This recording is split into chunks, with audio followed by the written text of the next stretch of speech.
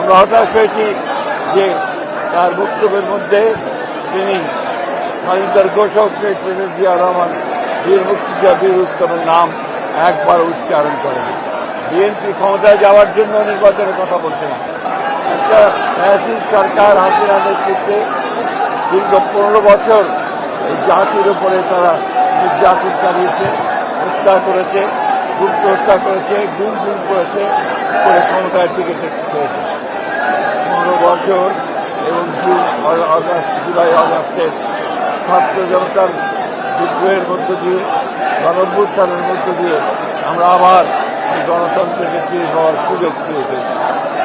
আমরা আশা করব অন্তর্বর্তীকালীন সরকার অতি দ্রুত তারা ন্যূনতম সংস্কারগুলো করে, অর্থাৎ যেগুলো নির্বাচনের জন্য প্রয়োজন তারা নির্বাচনের ঘোষণা দেবেন।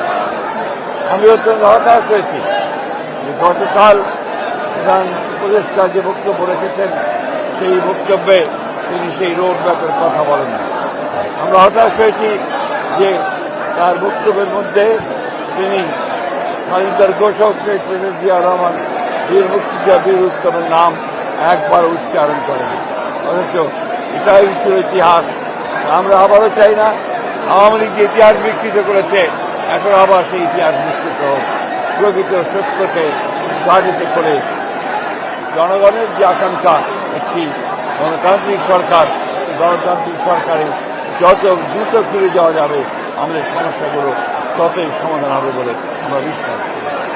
আজকের এই দিনে আমাদের দলের পক্ষ থেকে, আমাদের দলের চেয়ারপারসন দেশনেত্রী বেগম খালেদার পক্ষ থেকে, ভারপ্রাপ্ত চেয়ারম্যান ডক্টর তারেক রহমানের পক্ষ থেকে আমরা গোটা জাতিকে শুভেচ্ছা জানাচ্ছি, অভিনন্দন জানাচ্ছি এবং প্রত্যাশা করছি অতি শীঘ্রই আমরা আমাদের কাঙ্ক্ষিত গণতন্ত্র ফিরে পাব।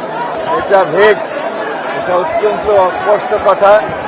ডিসেম্বর থেকে জুন 6 মাস, সুতরাং এটা কোনো রোড ম্যাপ দেওয়া হয়নি।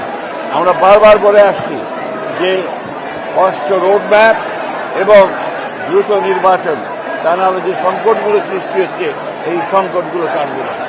আমরা বিএনপি ক্ষমতায় যাওয়ার জন্য নির্বাচনের কথা বলছি না। বিএনপি জাতির স্বার্থে, জাতিকে রক্ষা করার স্বার্থে, স্বাধীনতা সংহতিকে রক্ষা করার স্বার্থে বিএনপি নির্বাচনের কথা বলছে, নির্বাচিত পার্লামেন্ট এবং সরকারের কথা বলছে।